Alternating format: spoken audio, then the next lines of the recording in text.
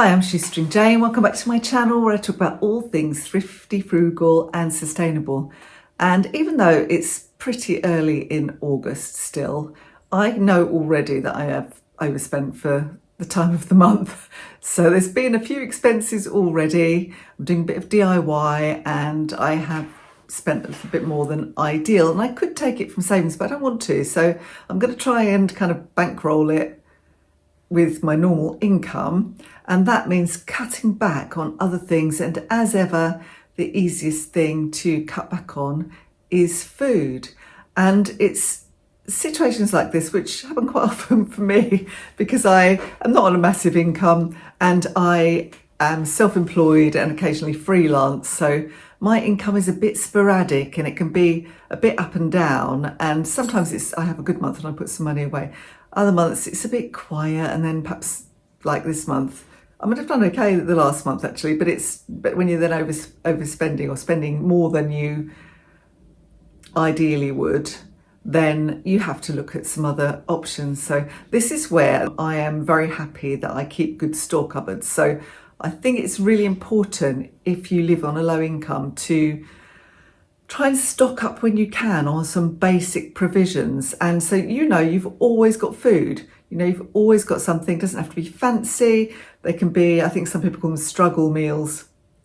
They can be really basic. They don't have to involve any fresh stuff. So if I don't want to go shopping one week at all, then I'm going to have quite a small amount of fresh items. So then I can look at things that you can just make from your store cupboard. So pure dry ingredients or canned goods, or even maybe some stuff out of the freezer, but things that won't go off and you don't have to buy week in, week out. So there are times when I still want to eat healthily, and I try to eat healthily, but I aim to eat out the store cupboards. I've done videos on this before, that kind of reverse meal planning idea, where instead of writing what you fancy for the week and writing your meal plan, looking to see what you've got and then adding things to your shopping list, you plan your meals around what you already have. So you'll go through your cupboards and try to be creative. I think that's quite fun actually, because it does make you creative and it makes you try different things. So you might think, well, I don't know, what do I do with, I've got a bag of flour and some lentils, what do I do with those? And you can kind of Google those ingredients and see what comes up. You might be able to improvise, even not having some of the other ingredients. It's always worth having a go. Sometimes you can make some real favourites this way. Sorry, my neighbours are actually doing something next door that involves maybe planing something or stripping something. So every now and then it sounds like they're hoovering the walls. I don't think they are. So for this reason, for me, topping up my food stores with cheap items when I see them is really important. It's something I do, I don't even think about. So for example, the last time I went shopping in Morrison's, which I don't do very often, I tend to only do it if I'm going to take the dog for a groom because it's quite nearby where I go to the groomers now. I don't find Morrison's all that cheap, but they did have a big pile of bags, 1 kilogram bags of pasta that were reduced to 50p each. So I thought, well, that's quite good. So I picked up a couple of those just thinking, well, I've got this for the stores. I didn't need pasta, but it's good to kind of top up on my basic items that I always keep in my store cupboard. And because you don't really notice the cost of those then, it's only just like 50p a pound here and there when you see things. And then that when you haven't got a lot of money, you can start to look at some of those items and make some meals out of them. I was thinking about what I consider essential store cupboard items, and always top of my list is tea, but honestly, that's because I'm a tea addict. Tea and coffee, they aren't essential. If you've got them, they're nice to have, and I would always have them. But if I was really down on my luck, they would have to go. So the things I would focus on would be, I've got a list here, so I'm looking down, pasta and spaghetti and pasta kind of products, because there's lots of meals that I can make out of pasta that don't require an awful lot of other fussy ingredients than I can make with store cupboard ingredients. So for example, one of our favourite pasta meals is sardine spaghetti.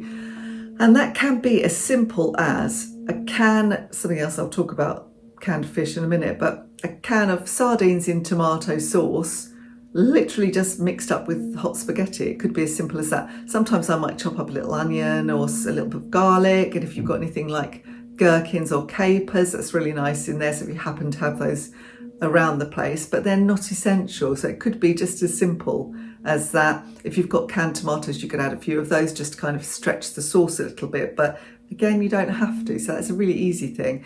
And sometimes I'll literally just have garlic, crushed garlic with a little bit of oil, maybe as much oil as I can afford really, just fried up a little bit and tossed into hot spaghetti. And that's just really nice, particularly if you've got nice olive oil, but we're talking about being skint here, so you might not have posh oil, but whatever oil you've got really, the garlic will take over. And then if you've got a little bit of cheese, you can put that on top, or maybe some dried parmesan or something like that, so that can go in as well. And it's very, very simple, but it's still tasty and it fills a gap. And I do have the odd jar of pasta sauce in my stores, but I tend not to use them very often. I actually used a couple the other day, but I did because I went to Justin's mum's, discovered that I was cooking for a crowd unexpectedly and thought I'm going to use those for that. I'm going to take those with me and just do easy, chuck it in the oven, type pasta dishes with some, add water and a bit of cheese on top. And so I did use it for that, but I tend to have them there just for, they're in kind of emergencies when I can't be bothered more than anything else. But generally speaking, I will make pasta sauce because it's very easy from chopped canned tomatoes. So I would always have those, they're on my list. Chopped canned tomatoes, I've got an onion, garlic, bit of celery. That's it really, it's all you need. Mixed herbs is nice, salt and pepper. But then you can add anything else you've got in as well that needs using up. So if you've got some sad looking mushrooms in your fridge and they can go in, you need to use them up so you don't waste them. So homemade tomato sauce with pasta is always a winner in my view. Pasta's also good for making kind of a big minestrone soup. So it's a real meal in itself, isn't it, minestrone? If you make it really thick, if you've got canned beans, they can go in as well because that really adds, protein and flavour and substance. So a minestrone soup can use up all of the different bits of veg you've got. It uses up pasta, tinned tomatoes, that sort of thing. So minestrone is really good in relation to pasta, but also many other things that I'm going to mention. So the second on my list, I've already said about them, tinned tomatoes. So I have whole tinned tomatoes, the plum ones, and chopped tinned tomatoes. And I only buy the absolute essentials, the basics. I really don't see the difference between those and the more expensive ones. You might get a kind of thicker sauce maybe. And sometimes you can buy them ready mixed with herbs and ready mixed with garlic or whatever. But I just buy the absolute bog standard ones. Not as cheap as they used to be, but still pretty cheap. And they have a multitude of sauces. I even just like tomatoes on toast. Tomatoes on toast with a bit of salt and pepper, I think is a thing of beauty for lunch, a light lunch. Noodles are good as well. You might also class them as pasta, but number 3 would be noodles for me. And I've even started buying those kind of little packets of, they used to be called super noodles, but I think that's the brand, isn't it? They're little instant noodles that you can get little packets of, I don't know, chickeny flavour stuff in it as well. And they're not too bad as a base for something, and they are very, very cheap. You can see why students go for them.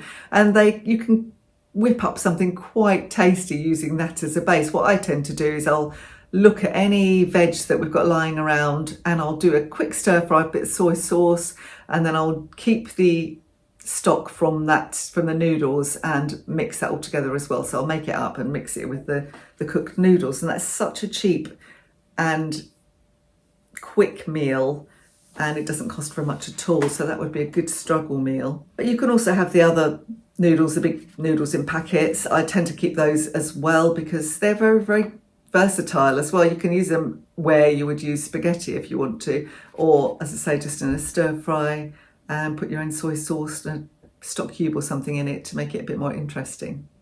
Number 4, another filler, would be rice. So I use rice a lot. I really love rice actually, and it doesn't have to be faffy. I think I showed you in a video, I made a rice dish with some chard from the garden. It was a very simple dish and it was really elevated by adding cashew nuts. Well, I might not have those if I was feeling skint, and butter, so might not have those either. But the actual dish itself had just onion and garlic and I can't think what else it had in it. But it was a very simple dish with chard. So that was still quite healthy, wasn't it? So that would be an easy thing to do. Rice is really good as a base for anything else from your store cupboard. So you might, I don't know, maybe you've got a can of curried vegetables in your store cupboard, not particularly cheap, but you might have various canned vegetables and some curry powders. You could make a quick vegetable curry. You might have some beans or some lentils to add to that. You might make a chili with all different beans. Again, make it chili beans. Any kind of stew, you know, with all the other things you've got. And rice is a really good kind of base for that. It's also good to thicken soup. So again, I've made minestrone and used rice instead of pasta. And at this time of year, we've got lots and lots of courgettes coming now. With my tinned tomatoes, I can make some sort of courgette ratatouille type concoction, depending whatever else I've got to go with it. And that's really nice, spooned over just plain boiled rice. You can also, if you've got an egg, obviously you can do egg fried rice, and that's good as well with the stir fry. Number 5, I know I've mentioned tomatoes by themselves, but I'll just clump the rest together. So tinned vegetables. I did think maybe tinned potatoes should have its own category, but I've put that in with this now. I would always have tins of potatoes. Super cheap. They are just useful if you're just running out of something and you want something filling. So I quite often will do, you know, where I like a jacket potato with tuna and a bit of sweet corn. Sometimes I'll do something like that with tinned potatoes. So I'll just put them in a baking dish, bit of tuna over, maybe some sweet corn, and if I've got some cheese, a little bit of cheese over, and literally just grill it for a bit, and it makes a really nice dinner. So super, super cheap. I'll always have cans of sweet corn, mentioned those. I've got some tins of peas and carrots, but they literally are last resort for me because I don't love tinned veg. I did have some tins of mushrooms, but I opened one, tasted it, and I thought actually I'd rather do without mushrooms than have canned mushrooms. I just thought they were horrible, slimy, a bit sluggy. So obviously only have things in your store cupboard that you know that you're going to eat. So before you stock up on 20 cans of, in your prepper pantry, 20 cans of something, make sure it's something you actually enjoy, because what is the point? You don't want to just sit with your pantry and leave it static and never use it. You should be circulating and rotating things. So things should come to the front and you need to be using them, then you can replace them. So it's actually quite a good exercise to do that. So tinned mushrooms for me was never going to happen. Don't like it, don't like them. Canned beans and pulses, but also dried beans and pulses. I think if you are really skint, cooking pulses from scratch takes a lot of energy. Cooking lentils doesn't, so I would definitely have dried red lentils, particularly because they take no time to cook. So yeah, dried red lentils, they are brilliant, but also cans of beans. I particularly like, obviously you've got baked beans and tomato sauce. You can use them on toast as they are, or chuck them in things to give a added zap of protein and fibre. But I particularly like cans of chickpeas. I use those a lot. So I do chickpea curry or a chickpea stew. And I like to make it kind of a smoky flavour with some smoked paprika. But, you know, you might not have those things. So it's just quite a case of looking to see what you've got. If you can always have some salt and pepper, at least that would be something. A lentil dal, going back to my red lentils, that's a favourite. And then I might make something like a lentil gratin. So you need an egg and maybe a little bit of cheese, but you can put whatever else you've got in with your lentils. So maybe mushrooms would be nice with that, but any vegetables. So that kind of thing is really nice as well. Chickpea curry or stew I've mentioned already, and spicy beans and rice. So if you've got some chili powder, you can put all your beans together and make them really spicy. I think I mentioned that in the previous one. Number 7 would be canned fish and or meat. So it depends if you eat meat. I'm not eating meat at the moment, but we do have some canned meat in our stores because Justin eats it. So I think we've got some sort of like luncheon meat type thing. I think what else we've got. Some corned beef. So, but you might have hot dogs. They're very, very cheap. I think things like canned meats actually are not all that cheap, but still, you know, they're good to have in your stores if you know that you and your family like eating meat. You can chop them up for a bit of flavour, add them to rice and pasta dishes, that kind of thing. So might be something useful for you. But I think canned hot dogs are particularly useful because sure, you can have them in a roll as a hot dog, but a nice chopped up in pasta. You can chop them up in anything really. You could chop them up into a big potato pie, just have a big pile of mashed potatoes with chopped up onions and hot dog sausages in them. You know, I'm talking struggle meals here. So anything, you might think that's weird, that's not a recipe, but actually those things would go together quite well, wouldn't they? Tuna is something we use a lot. canned tuna. I've already mentioned that I mix it with canned potatoes and corn to make that, I don't know what you call it, it's a thing that I make. And I've mentioned sardine spaghetti, also just sardines on toast, a really nutritious and delicious meal. Other fish as well, I've got some cans of mackerel and tomato sauce as well in the cupboard, so they're things you can do similar things with them as you do with sardines. Sometimes they're nice just with like a salad, so if you've got a lot of salad veg and you've got that kind of canned fish, it can be quite a nice combination.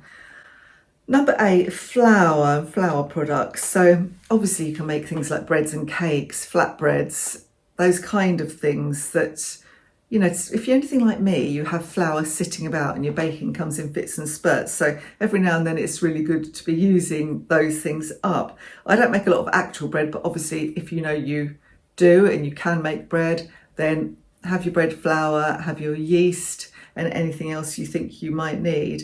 So it's good to have flour, and it's also good, you know, because sometimes we want a treat even if we're feeling a bit skint, and can make us something sweeter. I'll come on to that as well. Number 9, I haven't put these in a particular order of importance, I should say, but I do think these are important when you're on a really tight budget and you're eating from the cupboards, would be seasonings and flavorings. So it's really, really good to keep those. They can make the simplest dishes really, really tasty and luxurious. So I always have a big jar of curry powder. I also have a couple of little tins of curry paste in my stores, which I use every now and then. Various herbs and spices, I try and keep some, but you know, the very basic, have some mixed herbs, dried mixed herbs. You can use those in lots of things. Stock cubes. Stock cubes add a lot of flavour, don't they? So always have some stock cubes in your stores. And I would say soy sauce as well. I'm sure there's lots of other things that you would think you really, really need, but those are the basics for me if I'm just looking to eat from the cupboards. The other thing I'd also have, which kind of could have gone with flour, I guess, would be oats. So for porridge, really cheap breakfast, or actually meals. Sometimes I swap my meals around, or I have porridge for lunch because I like porridge and it's very nutritious. But sometimes I might make a crumble, like if we had an excess of fruit, or if you've got some tinned fruit, so maybe you've got tinned fruit in your stores, you could make a little crumble for a treat, because I do think it's important, as I said, to have those treats. And that kind of brings me on to number 11, which would be sugar, or sugar products. You might have honey or maple syrup or whatever, and basic baking essentials. So I would always have some baking powder, some bicarb of soda and some yeast, because then I can make all sorts of nice filling things. You know, they don't cost a lot to make. Like I'd mentioned a few of them already, you know, crumbles, cakes, breads. It's really nice, you know, when you're on a tight budget to kind of build in the odd treat if you can. So I might also have some dried mixed fruit. Well, you might not always do that. So no, you might not always have those, but you can still do things with sugar, can't you? Just some sort of basic fairy cakes, really. Some form of oil. So I mentioned olive oil earlier. That's got so expensive, and for some people it would be unaffordable. I always just have some plain vegetable or sunflower oil in my cupboard as well. So I can use that for various things. So you can use it for cooking, you can use it for baking, you know, whatever. You've got some form of oil, it is really good to have. And the other thing I just thought of when I was going through and mentioned the tinned fruit is tinned fruit. So I normally would have some things like peaches. They're quite cheap in the supermarkets. I tend to avoid the more expensive ones like pineapple, and I'll have peaches and mandarins mainly, but sometimes I'll have the more expensive ones. You know, I might just pick them up if I see them on a deal. Then maybe I will go crazy and buy pineapple or pears or something like that. So I think it's good to have those things. So those are the things that came into my head initially, and some of the sort of struggle meal ideas that I will do as I go along. And I was focusing mainly on non-perishable items. So those are things that even if you've literally done no shopping and you've got no fresh stuff, you can use. I would tend to generally have eggs. I think eggs are still quite a cheap form of protein, but they're not non-perishable, so I didn't include those in the list. And you know, there's various things, you know, cheese. I've talked about cheese a lot. That's not non-perishable, but just a little bit of cheese can really elevate lots of cheap meals, just putting a little bit of cheddar on top or whatever cheese you've got. Same, I suppose, would be if you eat meat with bacon. You know, you can buy cheap cooking bacon, they call it, and chop it up and put it in your pasta. It just adds another little bit of flavour, perhaps a little bit of chorizo or that kind of thing as well. So there's loads of things I haven't really covered because I was just talking about absolute basics. Well, the other thing, going back to the oil, you could have a block of lard, couldn't you? Because I don't eat meat, so I tend not to use lard, but you could have a block of lard sitting in your fridge, and that's very, very cheap, and you can do all sorts of things with that as well. So anyway, I'd be really interested to hear what your ideas were and the kind of things you think are absolutely essential to have in your own cupboard, and whether you do that reverse meal planning and reverse shopping, so you're literally just shopping from your cupboards. I mean, obviously you're going to get to the point where you've done all the shopping, so if you're skint over a very prolonged period, you're going to start running out of food at some point. But I'm talking about when I'm just trying to keep things ticking over, and I've like this week I won't go shopping now. We've got stuff in the garden and I've got enough things in the stores, and I know I've already spent too much on other things. So for me, those kind of easy, super cheap meals will be a mainstay for this week. So anyway, what do you eat when money is tight? Let me know in the comments below. Let me know what your store cupboard essentials are. And if you enjoyed this video, please do give me a like and subscribe to my channel so I can hit that 10,000, still creeping up to it. And maybe share, maybe some of your friends would like to see this sort of content as well. Thank you so much for watching. See you next time. Bye for now.